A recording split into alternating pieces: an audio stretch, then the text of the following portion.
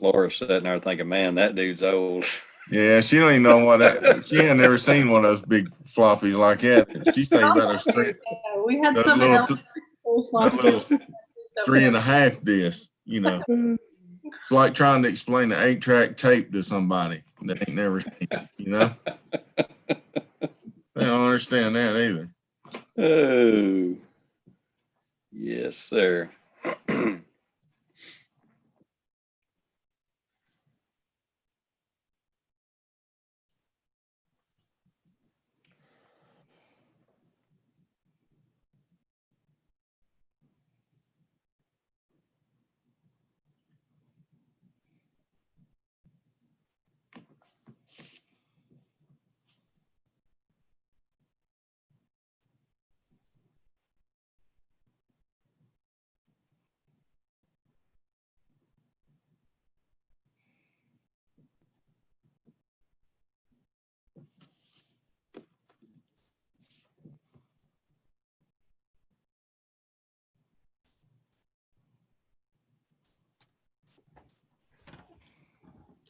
Hey, Allison, have you got with Seth to pick out some accent colors for your wall or anything? Or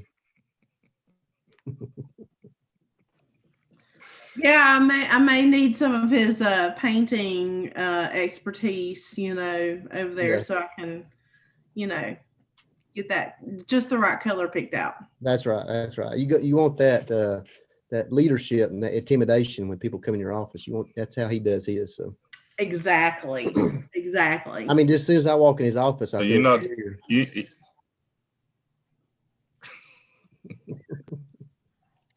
I mean, he just intimidates you as soon as you walk in. So Yeah. Yeah. I think I'm just going to get me a hat that says Intimidator on top of it and put it on when I need to. that's right. That's right.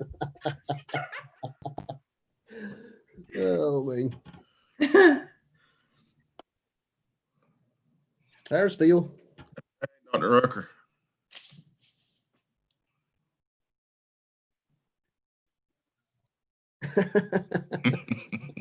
I'll say if you're just too kind.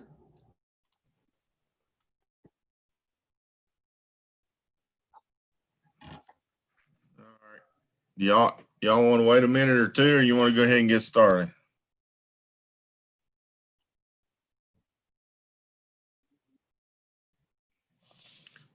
Let's give a couple more minutes. I know we had a few more sign up. Speaking of being kind, Allison, you notice I didn't raise my hand Saturday. I know, John Cawthorn. I appreciate that because I didn't have to go to any more bull sales. Okay, I did not want to have to invest my time anymore. So I really appreciate that. I was ready to bid on it number 10, but I thought, dang it, there's Spud. He's already involved, and I backed out. So. On the way home, I was like, God, I'm just too nice. I just beat myself up going home. I didn't bid on that bull, You are too nice, John. That's for sure. But that just shows that you and Fudd both have good taste in bulls right there. Yeah, he's a nice bull. I liked him, but y'all bought a good bull, so. Yeah, I think so. So he's in the pasture with the milk cow right now.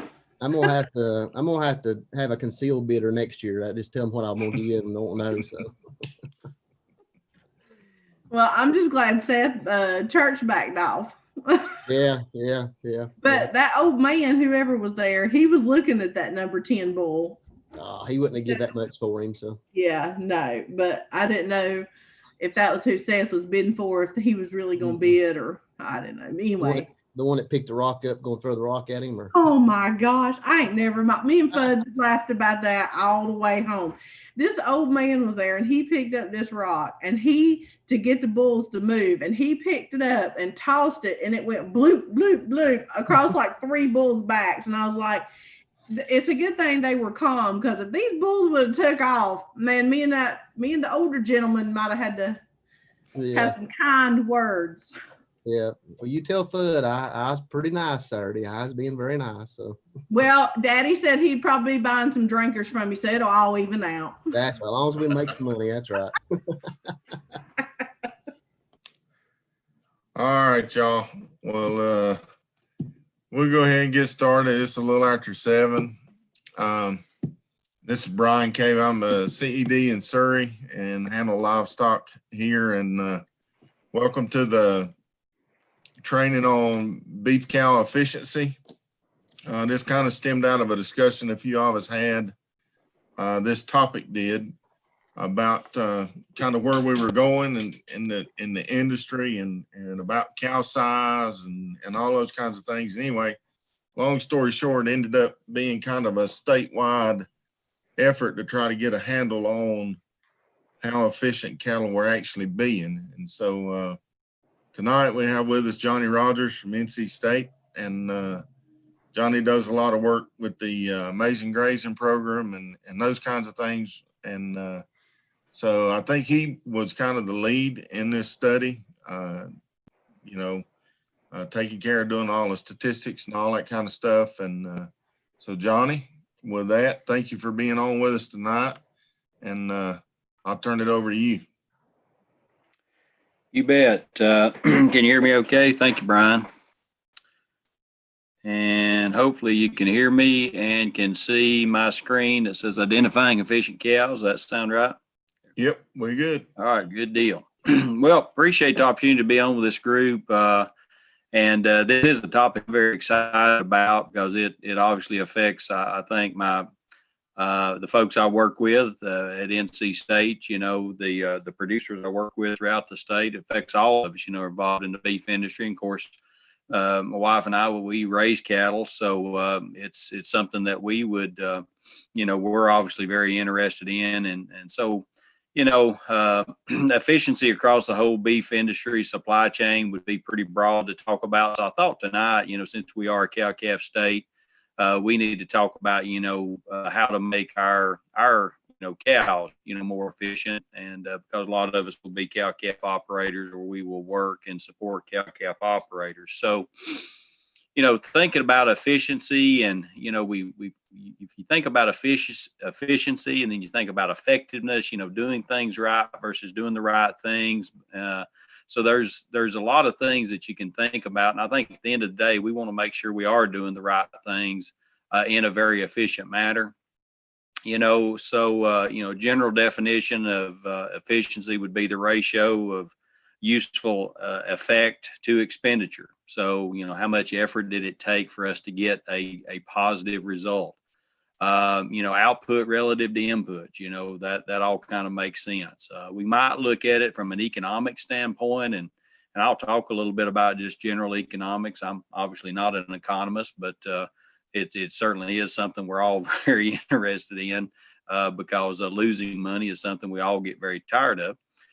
So profit, excess value received beyond expenditures, dollars in versus dollars out, lots of ways we can look at that. And in the cow-calf business, biological efficiency might be something we would want to look at because that could lead to economic efficiency in a lot of ways. So it's kind of the ratio of the product versus the inputs and the optimum use of the resources. And we know that we have a feed resource out here that we kind of maintain our cow herds on. A lot of that most of that's grazed, and of course, harvested forage would be a part of that. And then how do we, get all of those inputs into a cow and then get something out of that cow, monetarily that we can sell? So we'll talk a little bit about that tonight and just in some general terms. So how should we measure efficiency? And there's lots of things we can measure in the cattle business. Average weaning weight, certainly that's something we can relatively easily measure. And we did as part of this project that I'll talk to you about tonight. Pounds of calf wean per cow exposed, that gets a little more specific because then not only is it just the weaning weight of the calves, it's the weaning weight of those calves relative to the number of cows you exposed for breeding. So that kind of brings in reproductive performance. And we know reproductive performance is critical in the cow-calf sector. So Pounds of calf weaned per pound of female exposed. Wow, that kind of gets kind of interesting, doesn't it? Because then all of a sudden it's the output versus the the weight of those cows. How much do those cows weigh? So it didn't, because, and we want to look at it that way because we know, in general terms, what we know is big cows eat more than little cows. And there's a lot of people, when I make that statement, will say, yeah, but what about residual feed intake and a lot of things that are out there. And we do know that there are some small cows that actually eat like big cows. And we know there's some bigger cows that probably eat more like medium-sized cows, maybe not small cows. So, but today, what we know in broad terms, that will help a lot of people is that big cows do generally eat more than smaller cows. So we need to find that optimal balance of cow size. Last one would be pounds of calf weaned per unit of forage consumed. Wow, that would be really interesting if you could, had a little meter on that cow and you knew how much forage she was eating, and then you kind of correlate that to the weaning weight of her calf. Man, I could really do some culling then. I could find out, exactly who's doing the job for less money and who's probably not doing such a good job and eat more than their fair share. So that would be kind of interesting to be able to do that. So if we want to think about selecting cattle for improved efficiency, we have done an outstanding job in the cattle industry all my life in measuring the revenue traits, the income side of things, a weaning weight, a yearling weight, carcass weight, all the growth traits, milk production, even I would probably throw in there, because why would you want a beef cow to milk more unless it's just to, get a heavier weaned calf? I mean, that's the reason we would select for more milk. So really it's all growth related. And, we selected for that for a couple of reasons, I think. Number one, it's easy. They're easy to measure those traits. If you get a set of scales, you can do that. We can all do those things. And it's, it's also, there's some bragging rights that kind of go with that too. You'd show up at the coffee shop or at Hardee's or wherever you hang out, with local farmers, and it's fun to brag about weaning a 700-pound calves, or 500 or 600, whatever, it's fun to do that, and it's something we take great pride in. And there's really nothing wrong with that, with any of those reasons, but we do get tied up into only looking at that, and it can lead us down to some, to some unintended consequences, I'll call them, because we all know that, profit or loss is income minus expenses. So, there are some cases where we have selected for a lot more growth or a lot more milk in the effort to get more revenue to make more profit. But what can happen is that a lot of times, over time, you'll start putting some of those, all those high income steers that we really wanted to produce have sisters. And unless you're in a terminal cross situation, you're putting those sisters, those replacement heifers, back into your herd.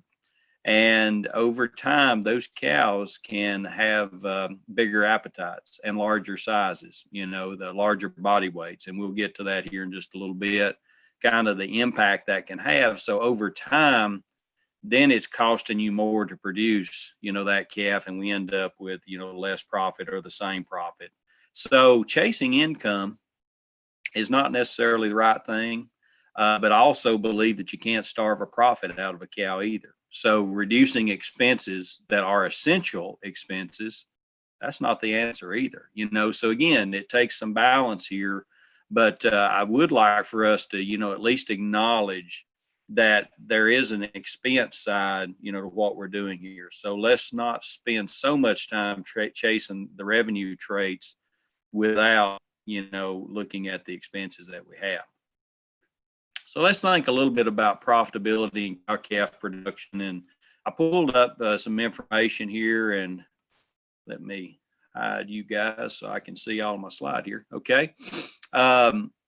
I looked at some information from Miller and others, and this is a large data set of production and financial data out of Illinois and Iowa cow-calf operations. I thought it was kind of interesting that if you look at the variation in profitability from one operation to the next, so how can we explain it? You know, if I'm making more money than my neighbor, what is the reason for that?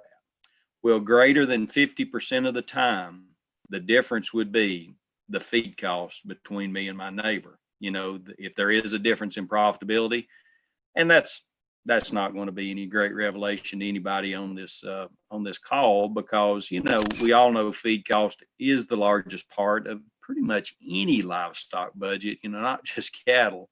So feed costs are a big deal. And, you know, this picture here in the background, this is obviously an effort here to control feed costs. This is a herd that's extending the grazing season, you know, trying to decrease the amount of stored forage they need in an effort to reduce that feed cost. The second largest factor might surprise some folks, but it's depreciation and other operational costs. Was about 17% of the variation. And, you know, we don't think about depreciation as that hidden cow cost sometimes, but it's a big one. And it's not just equipment depreciation. It's the depreciation I think about is I go out and pay $1,800 for this really good bred heifer, and she comes up open, you know, after she weans her first calf. You know, that's and then she's all of a sudden worth about what, maybe $600-700 in a lot of cases. So that's the kind of depreciation that can kind of wear us out pretty good. So the other thing that come out of this study that I thought was interesting is that calf body weight, you know, at sale time, it only had a 5% influence in profitability. So the size of the calf really did not explain very much of the variation in profit. So it's really not that big a deal how big the calves are. So I guess, you know, to sum that up, you know, people are making money, making good profit, weaning and selling large calves and weaning and selling small calves and every size in between. It's probably more relative to their actual cost of production. You know, some more data out of Nebraska and South Dakota kind of sells the same story. This is back in 2015. If you look there along the top line, the cost of production per hundredweight of calf, you can see the top 35% of producers, the ones that are the most profitable, the top 35% in terms of profit, they did have a lower cost of production, you know, by about $22, $22.50 for a hundredweight. So a sizable difference there. They did have a lower cost of production, but if you go all the way to kind of down to the bottom, the top producers actually sold lighter weight calves, you know, so it wasn't all about big calves. So, and again, that probably doesn't surprise us. We can really influence weaning weight on a group of calves, you know, in a calf operation, a lot of different ways. We can throw a lot of money at them, creep feed, a lot of inputs, and we can make them weigh more. The challenge is that, you know, that marginal advantage that we get is eaten up in the cost of those inputs. So that may not help us that much. So again, what I'm trying to do here, just try to make the case for that. Again, having that maximum output all the time is not always what we're looking for. So let's get back to the conversation about, you know, manufacturing beef and trying to do that efficiently. And sometimes I marvel at how simple our industry really is, because it's turning into grass into high quality edible protein, you know, and it is really that simple. Man, it gets really complex in a hurry. You know, it really does, because there's a lot of things that kind of go into this. And as they say, the devil's always in the details, but I try to remind myself all the time, it is this simple, but man, it gets tough. So, you know, if we were manufacturing something else, you know, widgets or gadgets, you know, we would probably have a factory. We would probably fill that factory with some machines to make this product that's in this nice cardboard box over here. So that's kind of how we would make other things. So we can kind of take that same approach to manufacturing beef, can't we? You know, we have a factory out here. We have our grasslands that, you know, we all kind of have and manage, and and want to be good stewards of that resource. But we also want to put a machine out there that can efficiently convert that, use that resource and convert it into a product over here, which of course we know is beef. Now, let's take a closer look at these machines, and one machine, that you have here that's going to require 1,200 kilowatts of electricity to produce 600 units of this product that we're working with here. And you got another machine that's strikingly similar that looks almost exactly alike. In this case, maybe it's one black cow, one red cow, one white cow, whatever. They look very similar. But all of a sudden, that one machine is requiring 1,500 kilowatts to produce the same 600 units of our desired product. So obviously, we would kind of take the cow on the top to kind of make things kind of work better in this situation. So again, one cow, less energy versus one cow with more energy. And again, it's trying to find those individual cows that are doing the job that we want them to do. And again, maybe it's not always a 600-pound output that we're looking for. Maybe, we could actually have more profitability at maybe a lower output as long as the energy value was less as well. So 3 factors that I want to just visit with you about briefly tonight that affect efficiency, cow size, milking ability, and reproductive function. Because I think these are the kind of the big ones that we as advisors to producers, or if you are a producer in the audience, we can all control these things relatively easily, and it's things we can measure and kind of set goals and set some benchmarks and trying to improve our operation.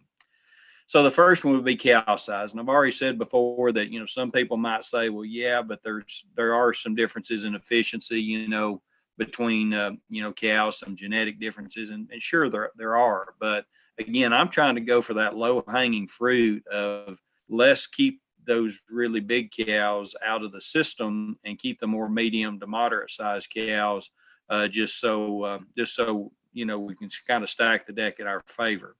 So cow size is an accurate predictor of energy usage or dry matter intake. We know we can expect a cow to eat somewhere between 2 and 3% of her body weight. So bigger cows, that obviously goes up, as cow size goes up. So maintenance energy can be about 75% of the total energy consumed annually. So when we start getting cows really big, we can start to make a really huge impact on the actual cost of production we have, the energy and the cost of production. So cow size does not influence its energy use efficiency. So, supplying larger cows with more energy does not necessarily make her more efficient. So again, if we say, okay, I've got larger cows and I'm going to feed them corn silage as opposed to grazing fescue, that's going to make my system more efficient. And it doesn't always work that way. So, again, cow size is something we need to keep a handle on. So just an example here of cow size. So if you increase, a cow weight by 100 pounds, go from 1,100 to 1,200 or 12 to 13, that's about 1.83 pounds of dry matter intake. So over a year's time, that's a little over nearly 700 pounds of dry matter. So if you consider a couple of herds, 50 cow herds, 1,100 versus 1,500 pounds, you can, pretty quick, you can get to a significant difference, increase in dry matter requirement between the 2 herds.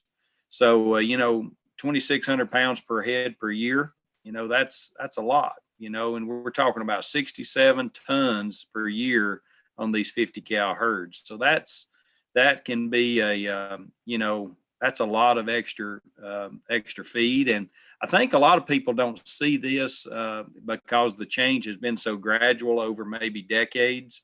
But what you end up seeing is you end up having a pasture that used to be adequate for a 50 cow herd. And then all of a sudden that same 50 cows are bigger now and they're eating more. So all of a sudden you're running out of grass, you're feeding more hay, you're feeding more supplement. So that's kind of the way things have played out a little bit, I think, in a practical situation. So then we have to evaluate our stocking rate, and we can say, okay, how many additional cows could you run on that 67 tons of forage? So if we didn't have a 1,500 pound cow, if our cows weighed 1,100 on average, then we could run more cows. So that would mean more cows, more calves to sell. And, that's certainly something that we would consider an advantage. Bob Weber at K-State put together this nice little handy chart here that we could kind of look at. And I won't spend a lot of time going through it today, but the 1,200 pound cow, 1,200 pound mature weight at 20 pounds of milk, that's 0% feed increase. So on this particular ranch, the hypothetical tract of land, you could run 100 of those 1,200 pound cows that's producing 20 pounds of milk per day. So that's our baseline. So if we start making those cows milk more, again, nothing's free. That energy has to come from somewhere. Those cows that milk more, they have to eat more. And guess what? They don't just eat more when they're milking. They eat more year round because they usually have a larger visceral mass, visceral organs, the liver. It costs a lot to run that milk factory, that extra milk through that cow. So, on that same ranch or farm, we have to run 7 fewer cows. So we can only run 93 of those cows. If we make the cows bigger, to 1,400 pounds and keep the same 20 pounds of milk, again, nothing's free. The bigger cows, they may wean bigger calves, may not, but we do know that we're going to have to run fewer of them or introduce more supplemental feed, probably in the form of hay and maybe other supplements to kind of make the system function. So again, this just kind of helps you kind of show in real numbers, how you can get overstocked by increasing, cow size or cow milk production.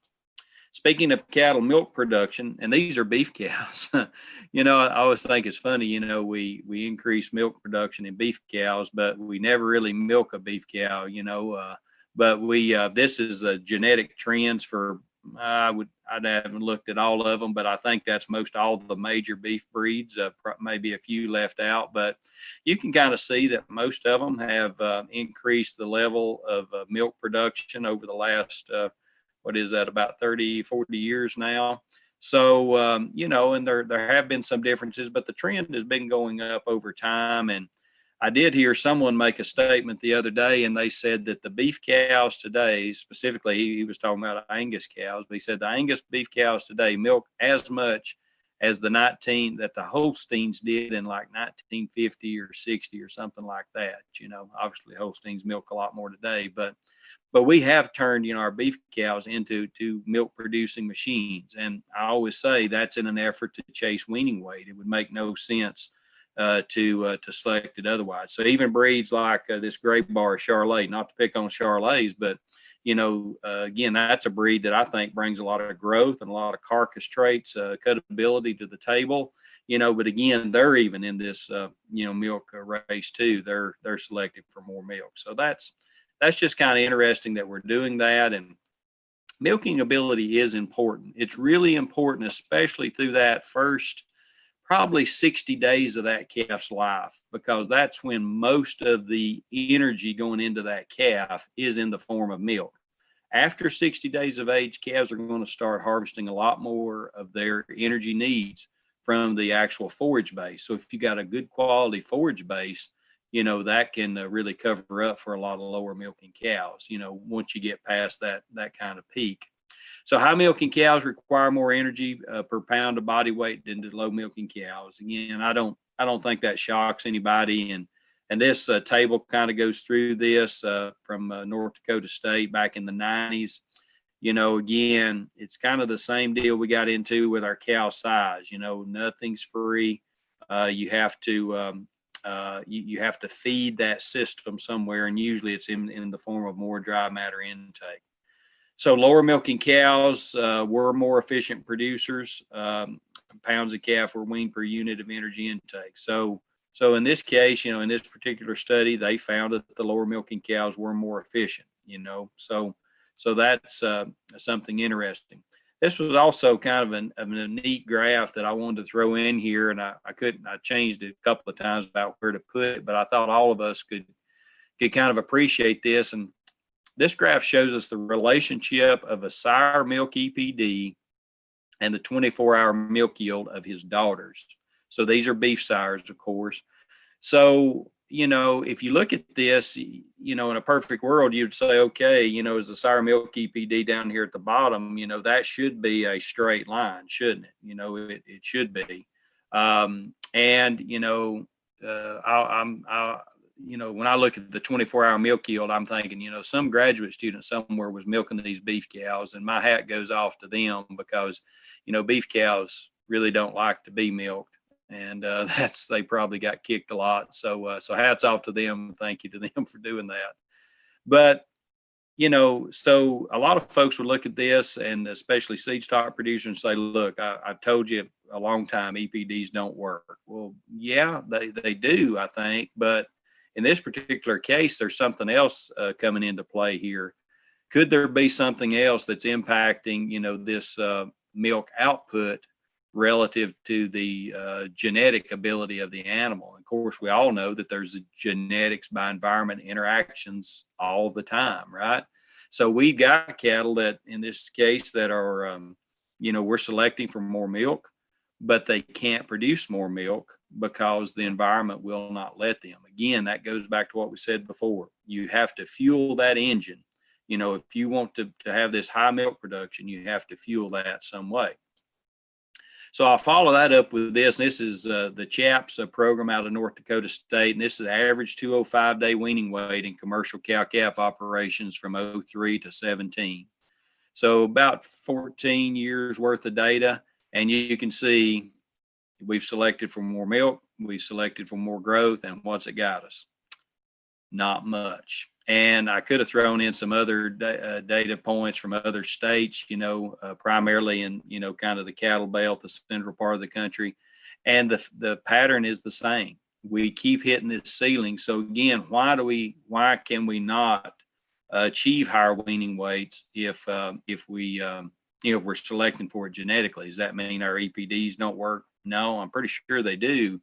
It's the environment that we're putting the cattle in will not sustain that extra level of production. So just something to think about a little bit. Also, if we want to select for more milk, it can decrease pregnancy rates. This was a study out of the University of Tennessee, 237 spring calving cows, fed a very high quality diet. Again, the spring calving herd, corn silage on the kind of during the front end, during the winter time. And then of course, fescue, cool season mixed pastures, after that. So if you look at milk production here, again, 14 pounds of milk, 20 and 26. So they kind of call that low, medium, and high. There actually was some of the lower milking cows, did have decreased pregnancy rates. Not sure how that would play out over time. But you can see definitely as we got to higher level of milk production, even in a corn silage based system, they still had, lower pregnancy rates with those higher milking cows. So again, that's where some of these, I think, as we start chasing these revenue traits like increased growth, increased milk, trying to get higher weaning weights, it starts to cost us on the back end as we have lower pregnancy rates and, maybe cattle falling out of our herd. So let's talk a little bit more about reproductive performance, because again, that's one of our factors of efficiency. And again, I think, for a cow-calf operation, that's the first thing I would want to talk about, is reproduction. It drives profitability like no other trade. I've seen it quoted somewhere, it's 5 times more important than growth and carcass traits. It's really hard to overcome bad reproductive performance in a cow-calf herd. So it can influence profitability independent of the other measures. It's kind of the ultimate trump card here. If we don't have good repro, we can be in trouble. So again, I think we all are kind of together on that.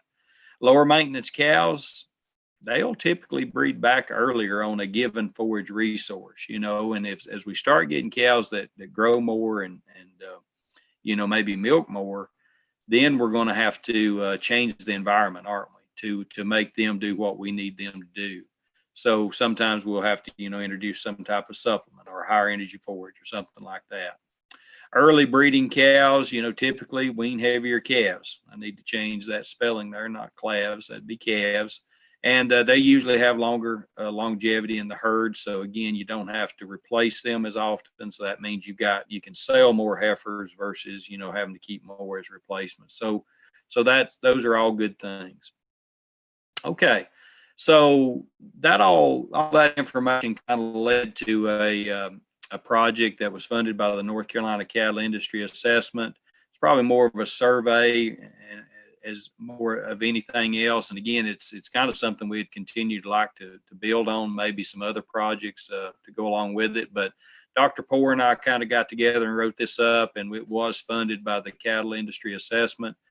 So we wanted to evaluate cow-calf production efficiency by comparing mature cow weight to calf weaning weight. So what we did is we reached out to a lot of our livestock agents, and they partnered with us on this project, and they were able to collect weaning weights on the calves, and we got the birth dates and the weaning dates on calves, so we could adjust their weaning weights to 205 days, just so we kind of the standard benchmark there. And we also had them weigh and body condition score the cows on that particular day, and they gave us the age of the cows, because what we wanted to look at in this project were cows that were 4 years of age and older, because again, we kind of wanted to be as close to that mature weight as we could. I talked to some other colleagues at other states, at other universities, and they were looking at 4 years of age and up. So we kind of wanted to be consistent in case we wanted to pool this into a larger data set at some point in time. So that's kind of what we did. And some of the background, again, we a lot of folks that participated in this project, a lot of folks on this call, and we really do appreciate the work you did on that and helping us collect that information. So what did we find out? We did have about 8 herds that we were working with, and it's about 200 and some odd cows. So again, not a huge data set, but again, I think it could be very instructive of what is typical out in our cow herds across our state. So this first slide kind of shows you calf weaning weight. That would be the bars going across the page. And of course, you would see the cow weight, and I grouped them by 1,100 pounds kind of and less, and then kind of broke them out 100 or so pounds going across the page. And then the line that kind of goes down across the top, that is the percent efficiency. So what we did is we took the adjusted 205-day weight of the calf and divided that by the adjusted body weight of the cow. And let me explain the adjusted cow body weight. We adjusted the cow body weight to a common body condition score of 5. We know that most body condition scores, a cow will range between 80 and 100 pound difference between one body condition score to the next. So what we didn't want to do is we didn't want to have a cow that come in light, like a body condition score 3 cow, an extremely thin cow, but that would also make her body weight a lot less. That could make her look super efficient, couldn't it? So we don't want to reward a cow like that. So we want to adjust it up. So we may add weight to a cow, to get her to a body condition score 5, like from a 4 to a 5, we would, maybe add, I think we added about 80 some odd pounds to get them to a constant body condition score. If a cow is a body condition score 7, we did not deduct any weight to get her to a 5. If she wants to be a 7, we're going to let her be a 7. That's fine. But that also means more weight that she's having to maintain. So it actually works to her disadvantage if she comes in, way over fat, than what she needs to be. So that's kind of how we adjusted cow weights, and we can talk about that more if we need to. So it's kind of interesting here as you go across and this graph and you study it a little bit, you can see that, once we get much past, I guess, right up toward 1,500 pounds, that weaning weight starts to break the other way, doesn't it? So, and you can also see by the line that comes across there, the percent, the biological efficiency, if you will, was somewhere around 48 or so percent, for some of those lighter cows. And as the cows get heavier, they do become less efficient. So that's very typical of what we've kind of seen across, other states, folks that have looked at this. So this is kind of the same information presented a little different way. And I guess the gold or kind of bars there is the percent efficiency again. So you can see that those lighter weight cows are definitely more efficient. They're weaning more pounds of their body weight. But the thing I really wanted you to get is to kind of look at these yellow bars. That is the percent of each of these individual herds that were this weight range of cows. And the thing that just really hit me really hard is that when we got to looking at, we've got more cows that are 1,500 pounds and higher than we've got that are less than 1,200 pounds, really. So we got some big cows out there, I mean, there are some big cows. The average weight on the cows in the project really wasn't that far out of line. It was about 1,380, I think, if I'm remembering it right. So it's not, and I'll try to pull that together in a summary that we can certainly use for other education programs.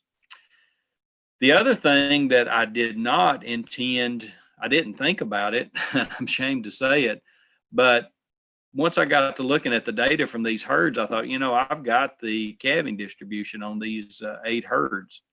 And so I thought, wonder what the reproductive efficiency would look like in terms of calving distribution. And I really think this could lead to some even more, things we can look at from an efficiency standpoint, just focused on reproduction. But let's look at one farm here that I just wanted to point out is farm number 2. That would be the orange bar here. Hopefully you can see that. That's 93%. And this is the calving distribution, first 21 days, first 42 days, first 63, first 84 days of the calving season. And the way I established their start of their calving season, I read it somewhere that, when the 4th mature cow has her calf, that is the starting date of the calving season. So that was kind of the methodology I used there. So again, back to farm number 2, 93% of the cows calved the first 21 days, 7% calved in the first 42 days. So that's 100%, isn't it? That was very impressive. And this is a herd, a very well managed herd, obviously, but they are a long-term user of synchronized artificial insemination programs. And I'm not saying you have to use artificial insemination to have good reproductive performance, but again, that just kind of shows you biologically what can happen. Here's another herd, farm 4, 76%, calved in the first 21 days. Very good. Then 17% and then 7, to kind of round out their calving season. And you can compare that to a herd here like farm 3. This was a herd that 43% is all that calved, in the first 21 days, and then 26 and 23. And you'd say, well, that's 8th in 23. And you can say, wow, that's a strung out calving season, not a very well-managed herd. And actually it is a pretty well-managed herd. They do a lot of direct marketing. In fact, they direct market 100% of their production. So it really doesn't bother them at all if a cow breeds a little bit late, whereas if you were trying to sell in truckload lots or, match up with the lots and sell all your calves on one day, then obviously having those calves born early would be a big benefit. So again, that's just a little aside on reproduction, calving distribution that we can sure talk about later. So the question becomes, do big cows wean big calves? And yeah, they do, in most cases. Auburn University showed that as you increase cow body weight by 100 pounds, you're going to increase calf weight by about 5 pounds. So if you kind of go through a little bit of math, and I do need to update this, I wish calves were 240, 100 weight again, but they weren't. They're probably about not quite half that now. So $11 of revenue. And if you look at 1,000 versus 1,100 pound cow, they said it's going to cost you about $28 more to feed that cow. So again, the cow getting bigger, didn't really help us, as far as extra revenue of calf. Other factors are at play there. Dave Lawman and his group at Oklahoma State, showed that about 6.7 pound increase in calf weaning weight for every 100 pound increase in cow body weight. And their forage resources or feed resources were more expensive than Auburn's, about $42. So again, what's that 7-pound extra calf gain worth? Not nearly $42, is it? And I'm kind of proud to be able to, put this on here. Now we have some data, and we actually showed that about 9-pound increase in calf weaning weight for every 100-pound of calf body weight. I had some fun with statistics figuring that out. I went back down some very dark roads of my past and had to relearn some statistical analysis, but we used a regression equation. And so as we move cow weight by 100 pounds, we know that in these herds, we were increasing calf body weight by 9 pounds. And I will kind of go through in the future and probably come up with some economics to kind of show how much that's worth and how much it would cost to, go from a 1,200-pound cow to 1,300 and so forth and so on. I put this back in here just to remind you, again, as we start changing cow weight and milk production, it's going to affect our stocking rates, and that's something we need to think about. If you look at tools to enhance efficiency, we've got a lot of different things out there that we can use. We've already demonstrated cow size is a big one, and we can control that. We can weigh our cows at weaning, and we can go through just some calculations and kind of find out, which cows are, producing at a very efficient rate.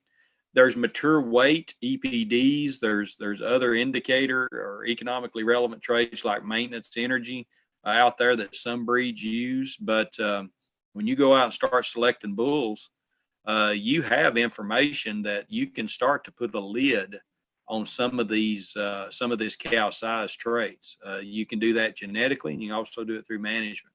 Reproductive performance, obviously culling open cows, and maybe you don't try to use an artificial insemination synchronized program like we saw on a couple slides back.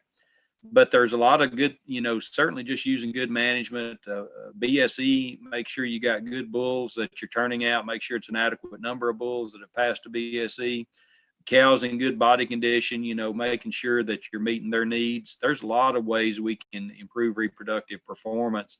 And yeah, there's some technology out there like artificial insemination. There's also some natural service synchronization programs we can use prior to bull turnout to try to cluster more of those cows and getting those to calve earlier in the season. I'm a big fan of planned crossbreeding.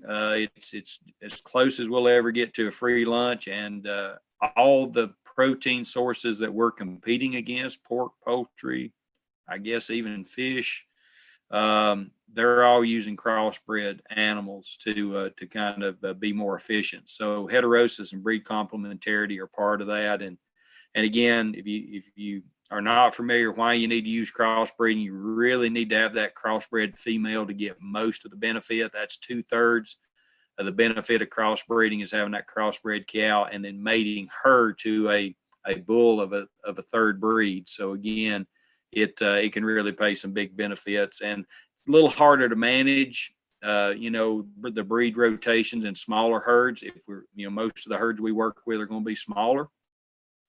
Using hybrid bulls, composite bulls can be a kind of a way around that to help us get that done. Few other tools to think about: heifer selection and development. When you go out into your pen of replacement heifers, man, it's hard not to keep that biggest one or the biggest end of those heifers. But you may be better off if you're worried about cow size, cutting off that big end of those heifers. Go ahead and sell those with your steers, or sell them to your neighbor. He or she might like to buy those big pretty ones, and certainly sell off the bottom, the smaller end of them. But maybe keep yours out of the middle. Would be the thing to do as far as size goes. Heifer pregnancy EPDs can kind of help make sure we're getting bulls into our herd that'll sire daughters that will have good heifer pregnancy rates as breeding as yearlings. Genomic testing, there's some genomic tests out there for commercial heifers. And again, that's another project that I've got in my mind about, doing a demonstration similar to this, where we look at some commercial heifers and use genomic testing to try to help us aid our selection decisions. There's some interesting things going on there. Target weight for breeding. Plenty of good data out there now that says we're getting these heifers too big at breeding, by going to the 65% of their mature weight target, we get to 55 to 60% of their expected mature weight will be big enough. And that's another way I think would help us kind of keep those heifers from getting too big. Stayability EPDs, most breeds have them now. A lot of breeds do, and the ones that don't are trying to get them. The Hereford breed I know has a really good one of lifetime kind of productivity related to sustained stayability.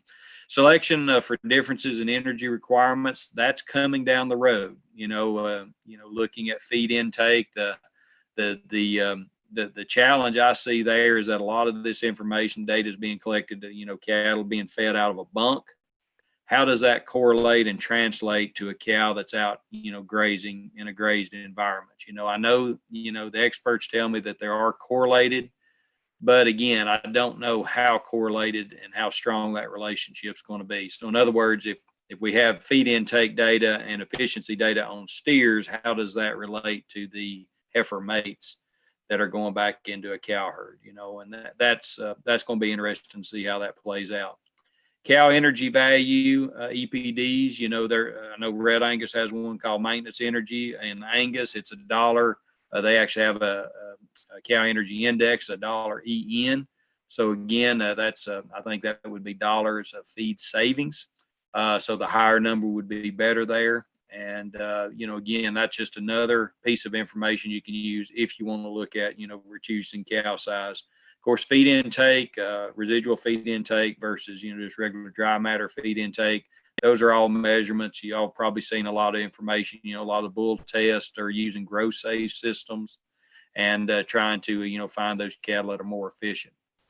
So let's kind of wrap it up here a little bit. Start thinking about building functional cattle. Again, these are just all very simple things. Again, I told you, it's simple, turning sunlight into steak. It's very simple, and it's building functional cattle is very simple. We've known how to do this a long time, but we have a tendency to overdo things. We want to select for a lot more of certain traits. And again, a lot of times that's to our own detriment. I love this quote. I've used it a million times from Dave Lawman. If you're going out, most of the genetic change in our herds is going to be done through bulls or semen, from bulls. If you're AIing, purchase bulls out of cows that are managed like yours or worse. The worst thing you can do is to go buy a bull from somebody that feeds his cow herd differently than you do, because it kind of sets yourself up, especially if you're keeping heifers back into your herd. But Dave says, managed like your cows are worse and have never missed a calf and calve early. So that's pretty good advice. And I'll kind of leave you with this and my thoughts, and this will create a lot of controversy. Probably not, because I think most of this is pretty standard. But what is an ideal cow? Of course, I'm going to say she's a crossbred cow in a commercial setting that is adapted to the specific farm or ranch environment and forage resource. So for me, that'd be tall fescue. And, cow size, how big should she be? And this is when you can get in trouble, telling somebody how big their cows need to be. But I really think the data says 1,000 to 1,300 pounds. I don't think they need to be less than 1,000. I think you can run into some marketing challenges of cows, smaller than that, the calves out of cows smaller than that. But I do think you can manage around that. A lot of it depends on what kind of bull you're putting over the top of them. But not the really big end of our cows. And there's some big cows out there. Should you have a maternally oriented herd or a multi-purpose herd? Again, that's kind of up to you, kind of what you want to do. If you're going for that balanced multi-purpose kind of cow, you're probably going to have a little higher production cost than probably the maternally oriented herds, but you're also probably going to have a little higher valued output. So again, you can put together a herd of cows like that, I think, and be successful. You can also put together a herd of cows that are a low input herd that has moderate cow size, and maternal focus. And then it kind of becomes to say, well, the steers that come out of those kind of cows, unless it's a terminal sire bull, are not going to be the kind of feedlots want. That's true. So you have to find a way to market those and merchandise those in a way, maybe through a local beef system, to kind of make that work. The good news is the replacement heifers that you don't keep in your own herd, those low input moderate cows are really in demand. There's a lot of folks like to have those, and then they may end up putting a terminal bull over them, which I'm a big fan of. I love the terminal system. I think it's way underutilized. You take that moderate sized cow that's really efficient, really fits her environment, and then you put a bull over the top of her that has a lot of gas in the tank in terms of growth and carcass and feed conversion, and then make sure no matter how pretty those heifer calves look, send them all on the truck to the sale barn or to the feedlot, and don't keep them back in your herd. So hopefully that was pretty fun, and I'll close with this. You can improve the production efficiency of your herd. It's within your reach. You can do that, and we can certainly help folks we work with do that.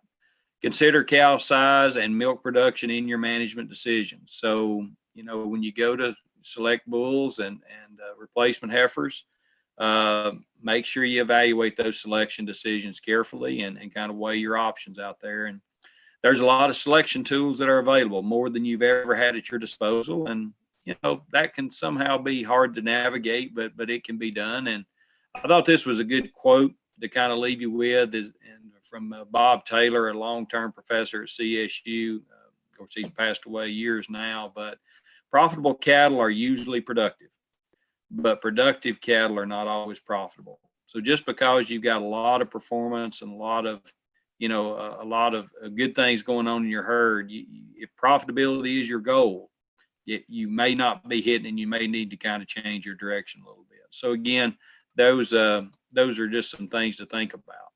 So hopefully you enjoyed that, and I will turn it back over to Ryan.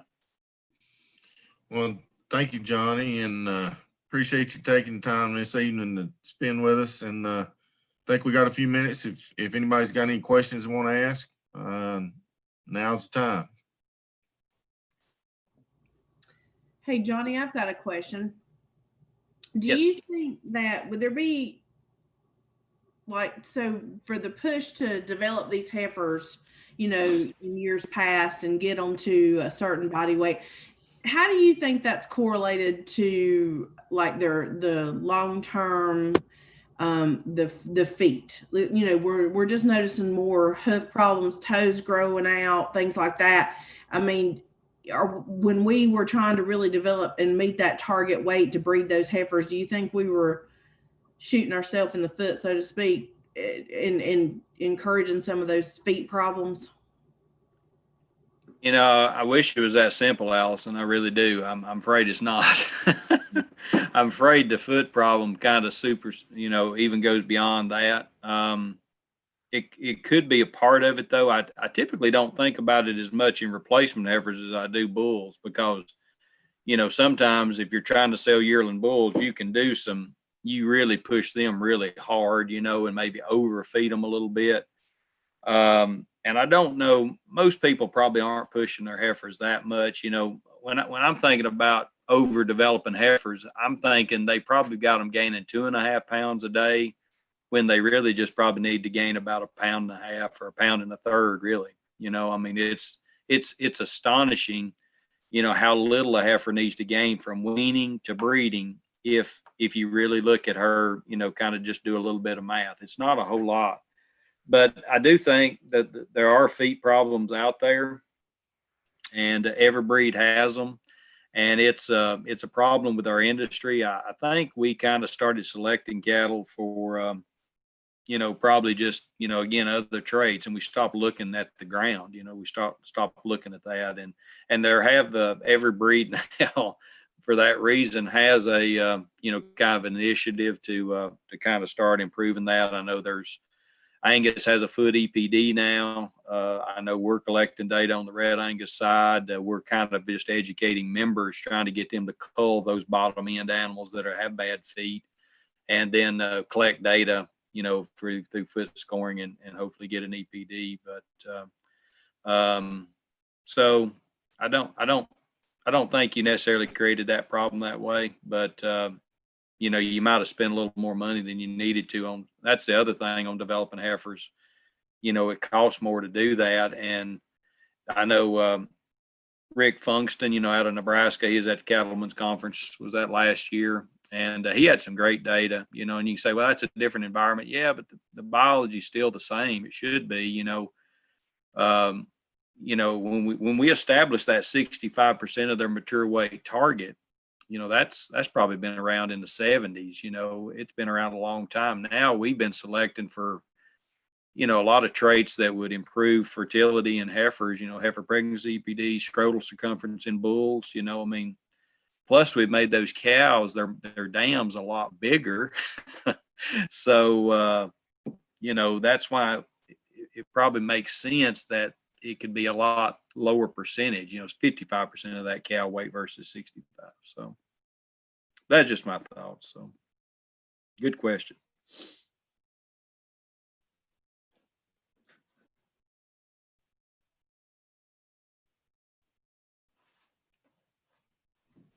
Anybody else?